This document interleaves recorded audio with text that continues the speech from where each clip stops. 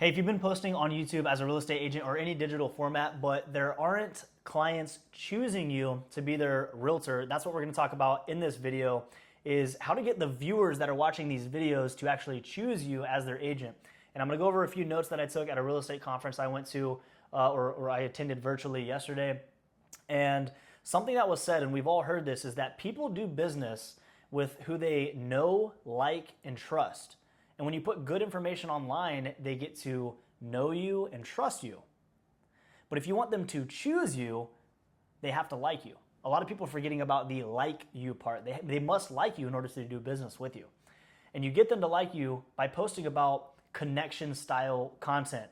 And let me go over my notes really fast and then we'll discuss this. But a good 5 F's for connecting online with people are faith, family, food, fitness, and fashion. You would never think that stuff like that would lead to business, but a good example is when people come up to you, they don't necessarily bring up real estate, but they will talk to you about your recent engagement online. I got engaged recently. A lot of people reached out to me.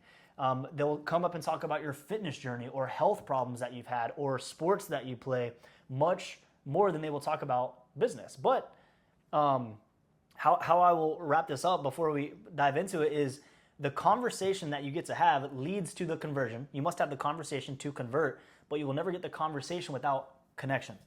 And that's where I want to start our conversation here. Let's go. I love that. I love that. Sick, dude. You want to go into a couple examples as to what connection content looks like and then real world examples of it? Yeah, for sure. I mean, I dropped a couple right now, but like, Omar El Corey actually gave a good example. He was the one that I learned this from yesterday at the conference, and he made a good point. He said, I like to golf a lot. I golf all the time, and what he does is he drops some real game on what he sells and what he does as a business owner, but where he's recording it is the golf course. Never talks about golf in the videos, but he's mic'd up, about to go hit a shot, and he's dropping nuggets that he then posts online.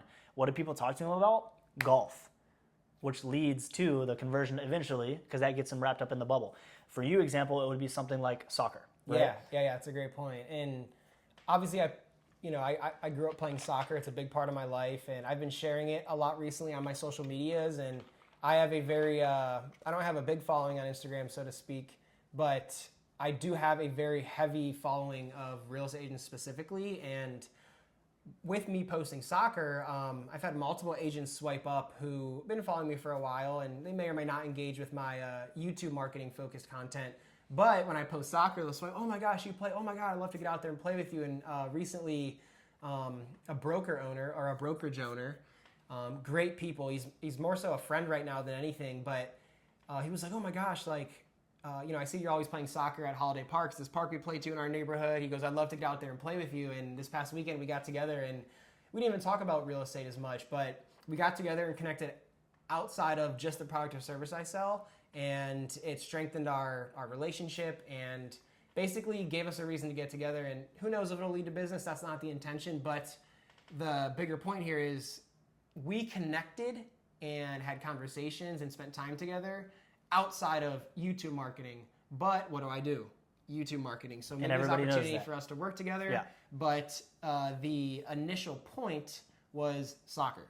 Yeah, so for sure. That was super cool. And I didn't even realize that he had been following me or keeping tabs on the stuff I posted until he swiped up, we got together, and he mentioned multiple things. He was like, oh, like you have a dog, right? Like, oh, I just got a dog too. He's like, you have a corgi. And I'm like, yeah, like it's just cool to think that he may never comment or like as much or as frequently, but everyone's watching what you post. And it wasn't me dropping sauce on YouTube marketing that made him reach out and want to get together. It was, dude, you play soccer, so do I.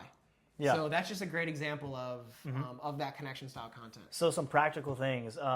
This reminds me of like a lot of realtors have this question, this is really Instagram focused. I know we're YouTube focused, but they say like, should I create a business Instagram and a personal? I've always been an advocate for not doing that. Same. Keep it on the same thing.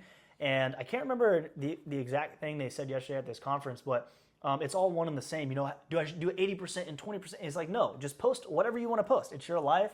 And it also makes me think about Gary Vee and something that he says, like, you are the niche, right? Yeah.